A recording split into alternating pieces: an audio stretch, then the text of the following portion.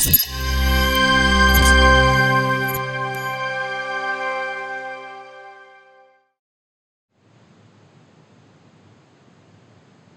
afternoon, I'm Joe Williams, and this is your Staff Live News at 2 o'clock. The government's coronavirus testing scheme, which was open to the public today, has been forced to close online after the website was overloaded with applications.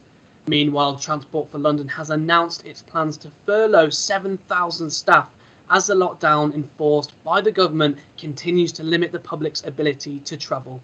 In other news, hospitals continue to battle against the coronavirus pandemic, with coach and bus drivers being relied upon to get doctors and nurses to work. But with a lack of PPE, they're worried about their own health. Benjamin Waring has this report. While the majority of people remain at home in this fifth week of the lockdown, coach drivers up and down the country are vital to getting key workers to hospital. Despite concerns for their own health, especially as the number of transport workers who have died due to coronavirus rises to 26 as of last week, the coach drivers are working overtime to keep hospitals filled with healthcare workers. I spoke to John, a 46-year-old driver from Lancashire, who has been carrying nurses and doctors to Blackburn and Burnley Hospital for the past 3 weeks. I feel paranoid that if I get a bit of a tickle in my throat, I feel that I shouldn't cough in case my passengers think that I've actually got it. And it's just an uncertain time. I can't see anything changing.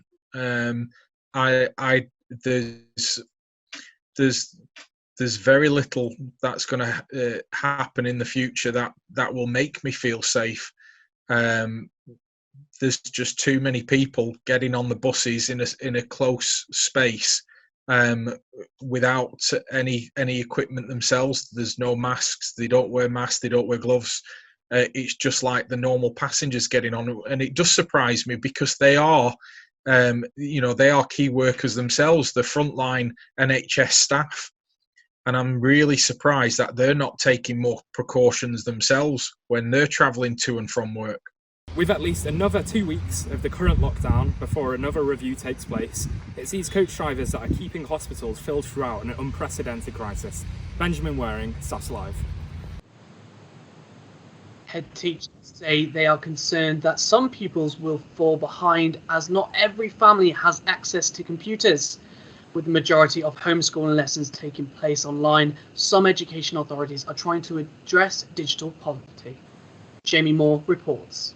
With schools closed and pupils learning online, parents have been quick to recognise the social gap and access to technology, with many students unable to gain access to computers to complete their studies. If there is a kid that does not have access to that, they're probably the kids that need more help, that need that one-to-one interaction, that need that extra support, and they're not receiving it. And how is that fair? This child cannot afford these things, so therefore you cannot take part in these classes. I don't think that's fair. Whereas at our school, it's a case of, okay, you get a booklet, but it's also set online as well, so that if you have the online work, you can do the exact same as those who have the booklet work. So there is no kind of favouritism going on. It's a case of everyone gets the exact same.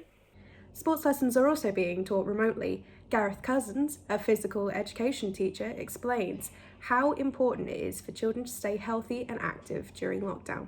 It's a tough one. What do you do it as a mail drop? Do you do it as, phone calls? It is tough, but, I think not just the physical health, but the benefits, the social side of things, and particularly the mental side of things of getting out are massively important. With school heads saying that the earliest date that they can realistically open is the 1st of June, it's more important than ever that no child is left behind. Jamie Moore, Staff's Live. Charities all across the globe are adapting to the current coronavirus measures. In Stoke-on-Trent, the ASHA Centre, who work with asylum seekers and refugees, are learning how they can continue to make a difference in an entirely new situation. Charlotte York reports. In these unprecedented times, government ministers have said that charities will undoubtedly go out of business. But this is also a time where charities are seeing a huge increase in their demand for services. So now we're all in different houses right across the city. So keeping in touch is a challenge, not least because a lot of people don't have access to the internet in their own homes, And if they've got a phone, then it's quite often pay as you go, and sometimes there's just not enough credit. Also, speaking over the phone when it's different languages is more difficult than speaking face to face. But despite all this, we are keeping in touch with people. We're sending out food for people, picking up prescriptions for those who need it. I've sent out wellbeing packs and put them on doorsteps and rung the bell and ran off. And I've sent out things through the post just to tell people we're here, we're thinking of them. And we're also applying for a big grant to enable children to have tablets and internet access so they can get on with their schooling. So Asha's keeping going. The work goes on, just different circumstances. Most major charities have warned that their income is significantly down. Culture Secretary Oliver Dowden has said that they won't be able to save every business, and that includes not being able to save every single charity. The current lockdown to prevent the spread of COVID-19 has certainly saved lives, but how many will be lost if charities are unable to start fundraising again? Charlotte York, Staffs Live. A new charity movement has hit social media in which users nominate each other to run 5 kilometres and then donate £5 towards the NHS and the fight against COVID-19. This trend, being called Run for Heroes, has raised more than £4 million. But could this campaign be guilt-tripping people to run beyond their means? Emily Woodward finds out more. If you have Instagram, you have probably seen your followers running 5k, posting their times, along with a screenshot of them donating £5. It is a great initiative created by runner Olivia Strong to raise essential funds for the NHS amid the global crisis. I thought people generously donating their money while being active was a great idea. That was until I got nominated for it. Don't get me wrong, I love exercising and staying active, but once I got nominated, I felt a pressure on my shoulders.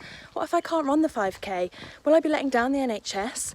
I spoke with my friend Amelia Holland and she shared my worries. I haven't done running since we were in school. How am I gonna do 5k? Do you know how far 5k is?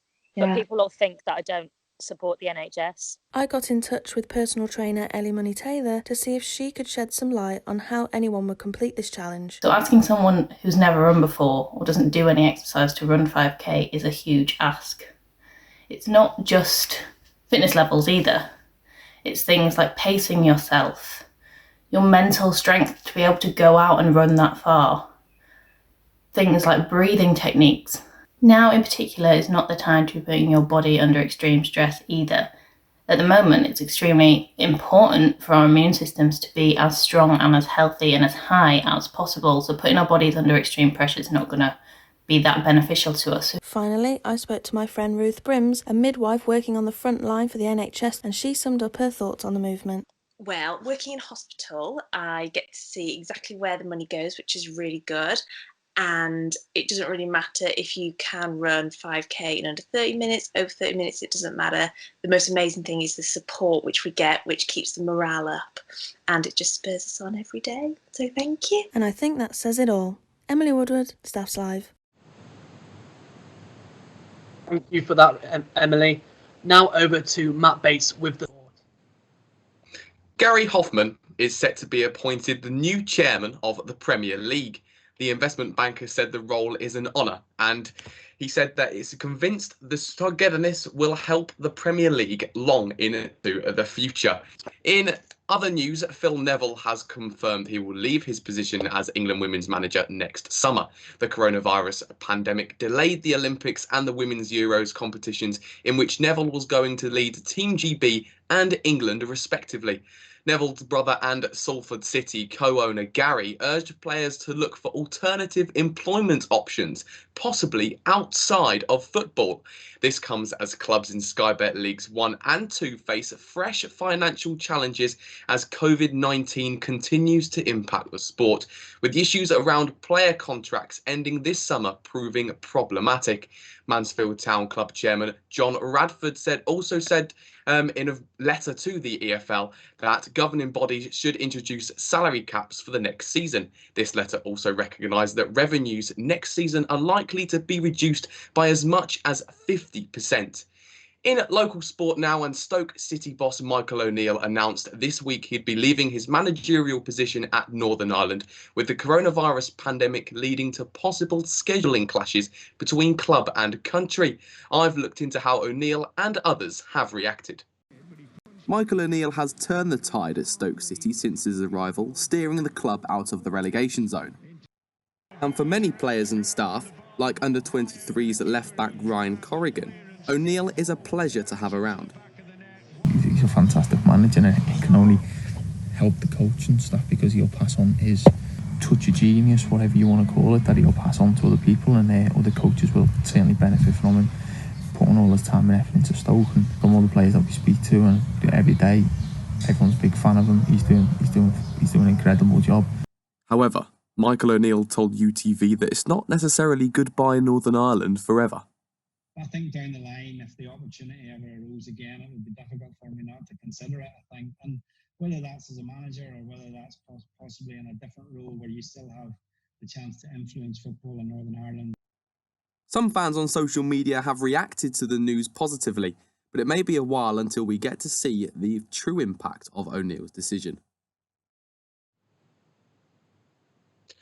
Cricket clubs up and down the country would normally be readying themselves for a new season at this time of year, but coronavirus has put a halt to the new grassroots season, meaning players and clubs face an unpredictable future. Ollie Godden has more. Fresh off the back of a World Cup win and an engrossing Ashes battle, grassroots clubs were poised to embrace a swell of new interest this summer. But no, cricket, one of the virus's many sporting casualties. No play until at least July, the England and Wales Cricket Board have said. It means junior players like Sebastian, who play cricket through the summer, have had to get creative to find their fix. This is what we're doing to practice at home. We just simply knock the cricket ball that's inside the sock back and forth. But we got to be careful what we do because of the chandeliers might come down. At a wider level, the health of some clubs is in doubt. Clubs have had to find a way to meet fixed costs such as leasing of facilities and upkeeping of pitches without membership subscriptions. Financially, people are looking at a sort of short term, what are the costs that we can cut? How can we just basically go into hibernation? It's easier if you're a smaller club because you don't have the costs, you don't employ anybody, you don't have generally somebody who's paid to do your ground for you. You don't have energy costs, water costs of any significance. So it's easy for a small club to shut down, bigger ones more of a problem. And even if clubs can get over the immediate financial implications, there are still challenges awaiting them. The biggest issue, medium, long term, is going to be the potential loss of members and players. It's going to be, can you get 3 teams together or 4 teams together next summer? Yes. If they've had a year off this year and lost the interest.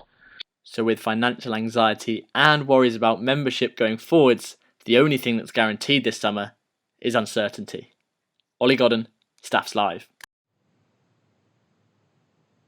Bowls is particularly popular among the elderly, a key demographic that has been affected by the virus, and the lack of activity in the community is causing severe impacts on both bowling clubs and their members. Narayan Branch has more.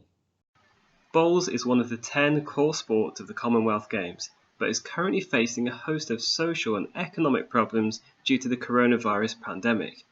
I spoke to Mark Berkhamshaw, the CEO of the British Crown Green Bowling Association, to gather his view on the nature of the problems facing the sport. The issue we have in terms of the shielding, I think something like 70% of our membership is over the age of 60. And nationally, we're probably the biggest participation sport for the elderly. So, if say we can get back to play, the fact that we've got a large percentage of elderly players, that could have a significant impact in terms of whether we can get any bowling done this year at all. Many players are under lockdown for an extended period due to their heightened vulnerability to the coronavirus. I spoke to Bill State, the senior county manager of the Staffordshire County Bowling Association, to see what impacts this is having on local clubs. There'll be a lot of financial impact on clubs, not just from the fact they're not playing bowls. What you remember, most bowls teams either run from clubs or pubs, and all clubs and pubs are closed at the moment. So there's absolutely no income coming into bowls clubs whatsoever. But I think at the moment, we won't be. I personally don't think we will be having any bowling this year. The virus has clearly impacted the sporting calendar, and the reverberation is being felt strongly by the bowls community, which is unlikely to return to action this year. Narayan Branch, Staffs Live. The low participation levels in local tennis as a result of lockdown are affecting clubs economically and especially young players. Mamoon Hasmoon reports. Florence Tennis Club is closed and locked. Nobody can step inside the tennis courts either to play or practice. And that's the same situation for every tennis club in Staffordshire County. I spoke with a member and a tennis player of the club, and that's what she told me about the situation.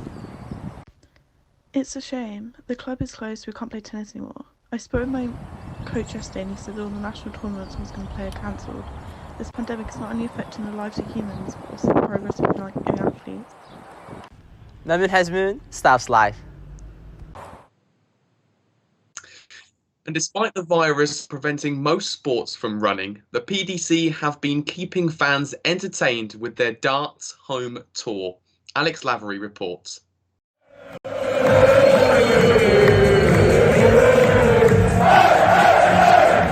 Fans of darts are probably accustomed to scenes like this: lively crowds, beer, and live showmanship.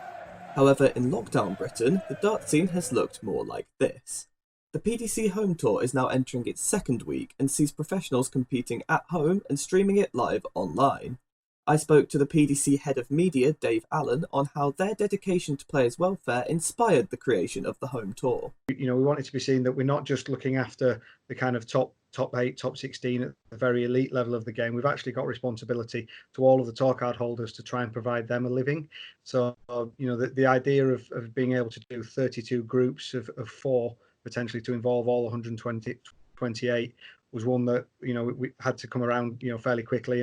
Being one of the few sports events still running, Dave also spoke about the positive long-term impact that he hopes the Home Tour will have on the popularity of darts. I think overall, the sport as a whole will benefit because certainly, we've been seen to hopefully be proactive throughout the, this period. We've been able to give players, that tour to play in while other sports are being locked down. We've got them some competitive sport. So far we're able to take something around the world which has been really well received. Darts is a sport that has always had a flair for the theatrical, and in this case it seems that the show must and will go on. Alex Lavery, Staffs Live. That's all your sport for now. Back to you, Joe.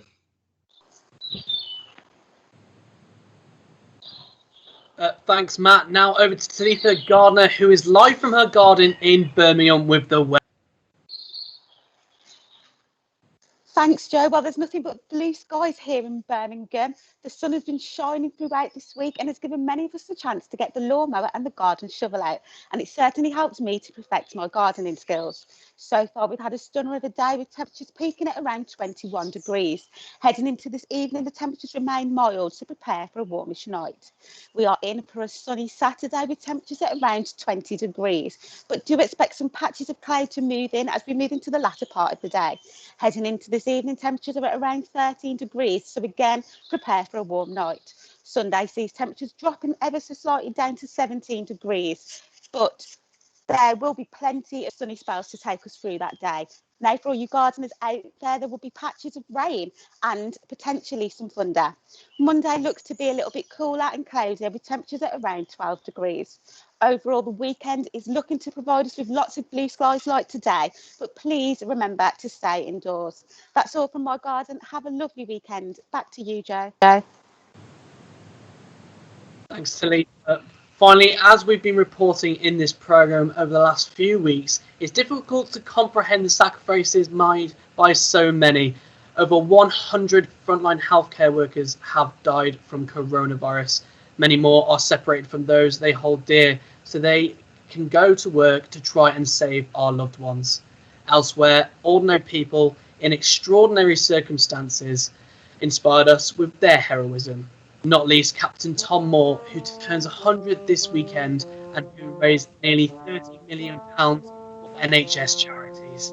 That's all from us at Stats Live this year. Thank you so much for watching, and of course, stay safe. Bye for now.